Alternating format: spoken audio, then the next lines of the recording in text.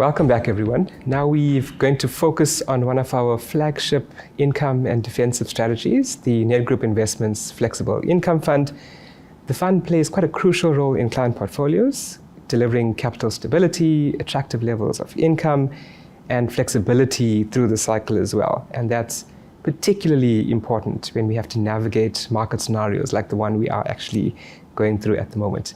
So I'm delighted to be joined by Lara Dalmeyer. Lara, welcome. Thank you. Hi, thank you for having me. Lara is a co-portfolio manager of the fund, and she's from ABAX Investments. Lara, I guess just before we dive into the detail then, can you briefly remind investors about, let's say, the core objective of the fund and how it fits in within broader portfolios? Sure.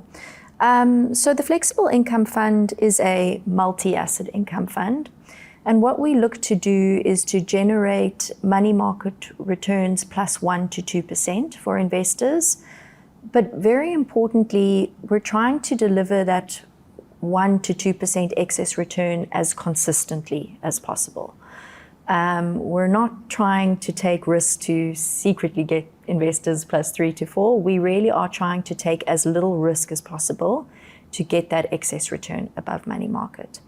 So the multi-asset income category, as we know, is quite a broad category. Funds technically can have a little bit of equity. They can run quite high duration. This fund within that category would sit on the conservative end of the spectrum. We think of it as the quintessential income fund. We have a very low tolerance for capital loss. So while, on the fact sheet or the MDDs, it would say no negative rolling returns over 6 months, internally we actually manage that to no negative rolling returns over 3 months.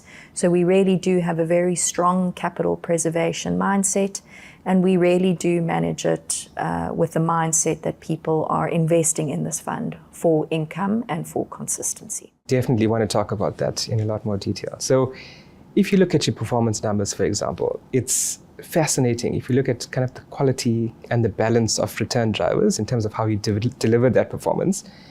And if you look at, let's say, the past quarter and the past year as well, I mean, when we talk through the key contributors, there's obviously areas where you've chosen to take risk and places where you've deliberately avoided taking risk.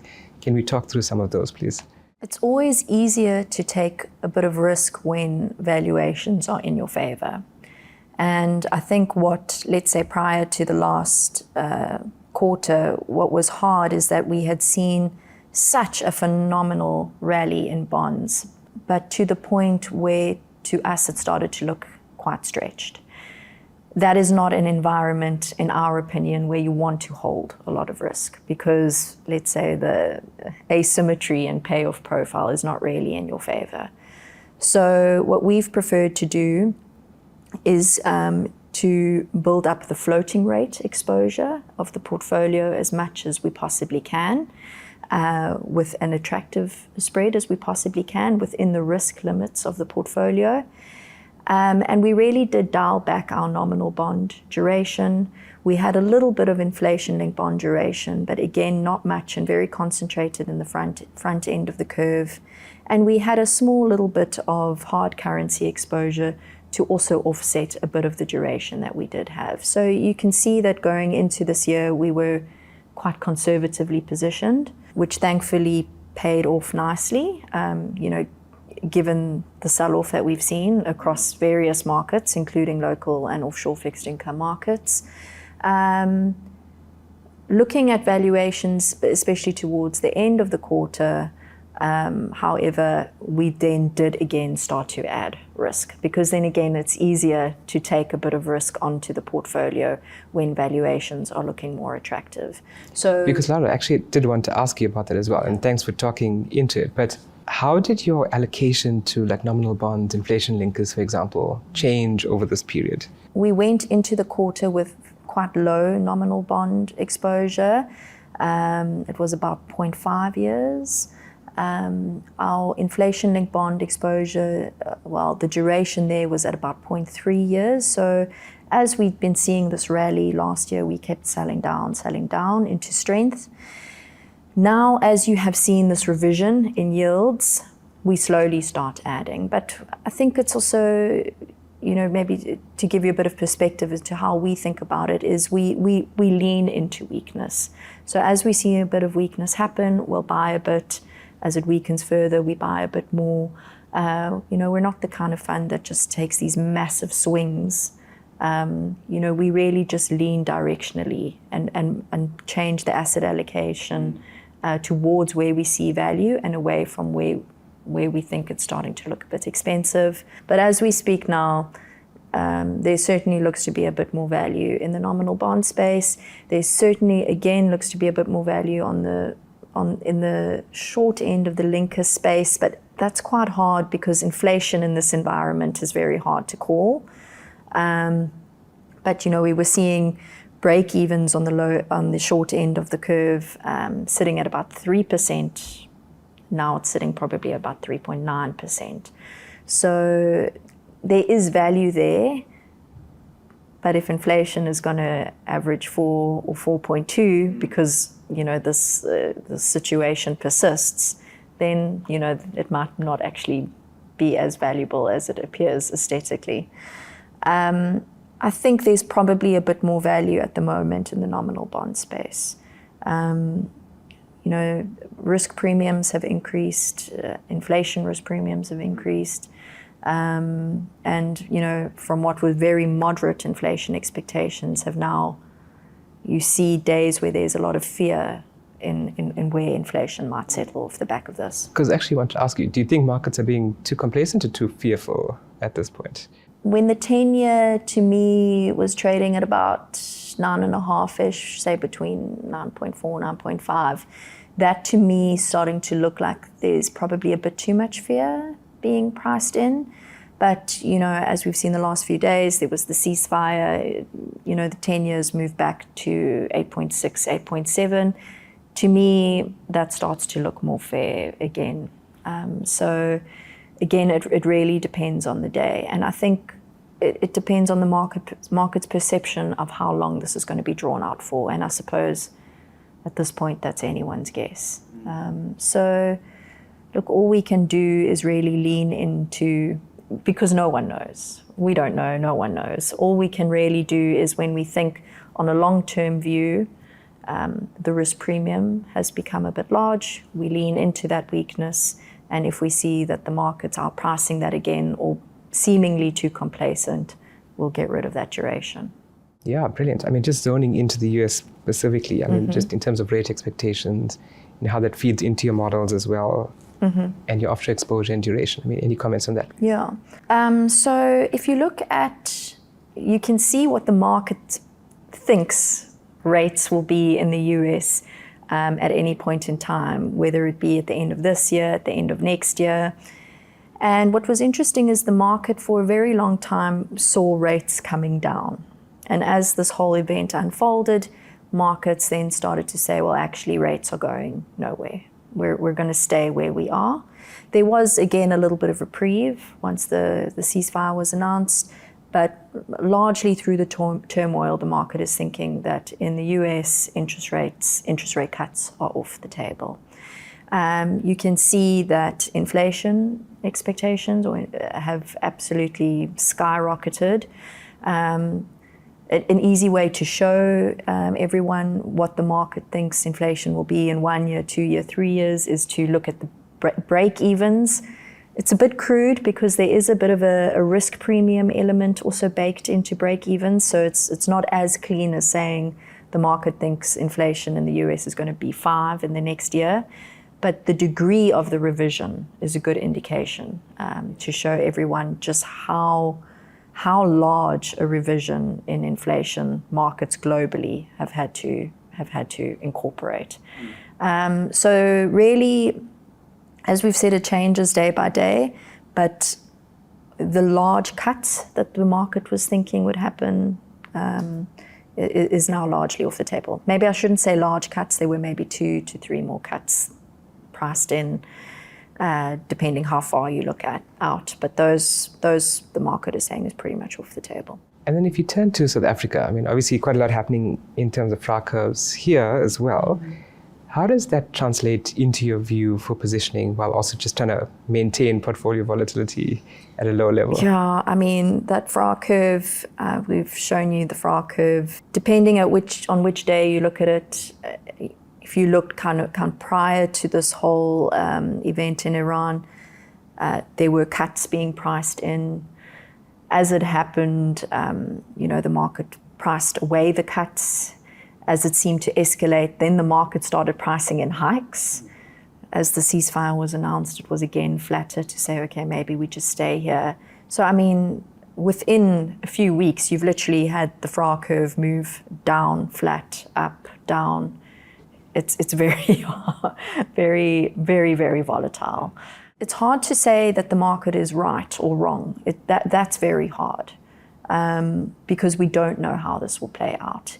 If oil stays where it is persistently for months, then yes, of course, interest rate hikes are on the table. It's a very volatile situation. So from a positioning point of view, it's very hard to bet against the market purely on interest rate views. Where I think is easier to position is to say, particularly on, let's say, the more belly to longer end nominal bonds, where risk premium, SA risk premium, is being reassessed. I think there it's easier to take a view as opposed to trying to play what will happen with interest rates in the short term. And Lara, I guess if you look at South Africa's real yields, I mean, It looks quite attractive at the moment. Yeah. But how do you think about kind of locking in these real yields while also maintaining like sufficient liquidity and downside protection within the fund? Yes. So when this whole crisis started, what was quite interesting was markets weren't worried about risk when it came to bond pricing. Markets were worried about the inflation component. Naturally, as it appeared that this would last longer and longer and potentially precipitate into something worse, then you can see real yields start moving. And that is a function of risk, right? It's now investors saying, well, this asset is now inherently more risky. Why is it inherently more risky? Well, it's because now our GDP is potentially being affected. Our beautiful fiscal downward trajectory, there's risk of that, because if you're not growing as much, you're not getting as much revenue as you need. If you're needing to provide fuel subsidies, there is now more risk present.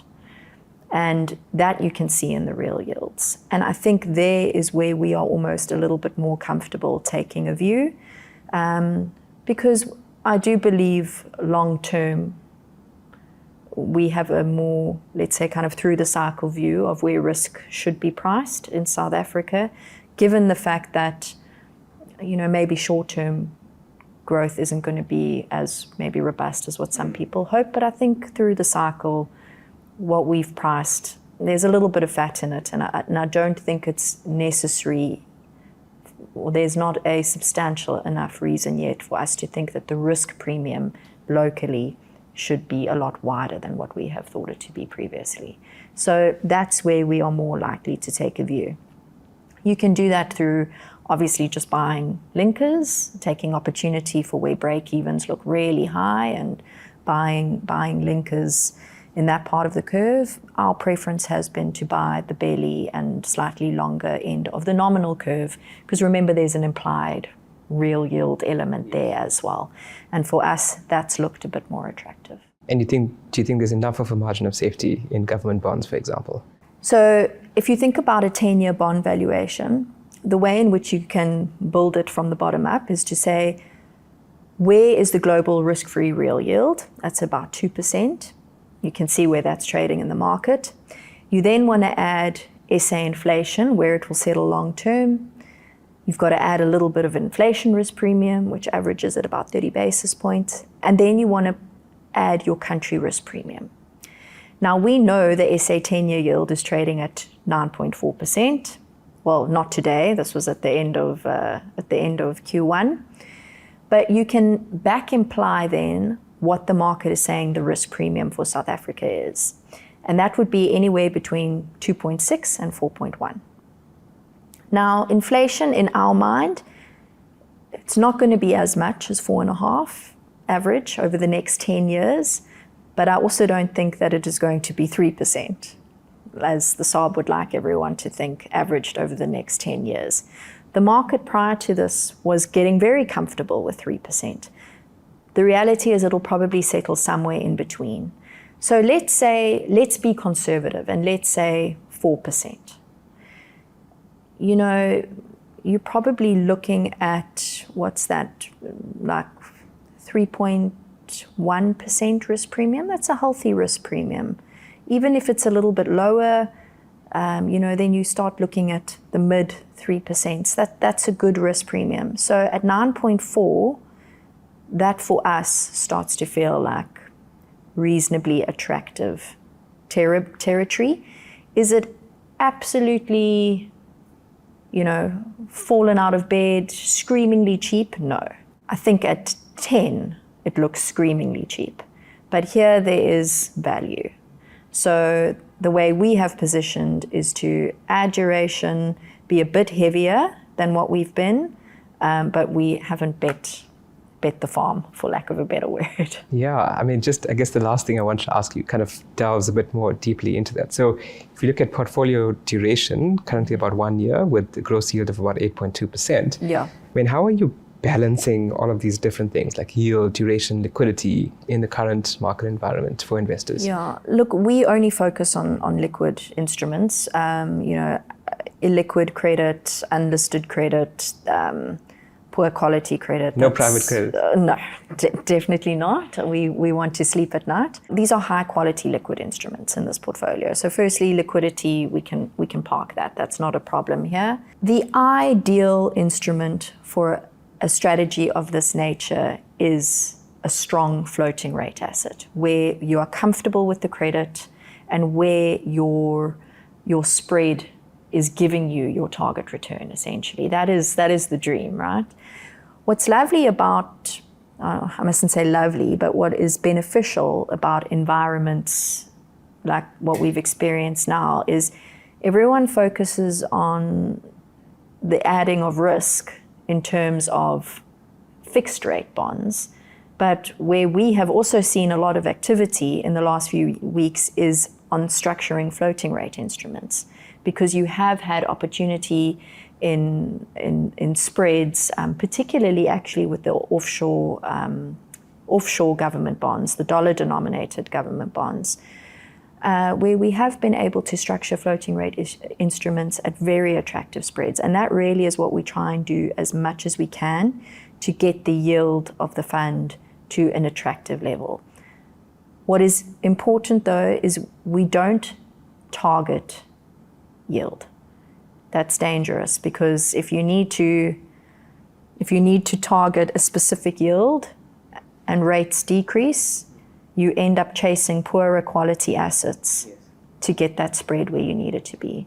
So what we do is we try and generate as high a yield as we possibly can within our risk budget.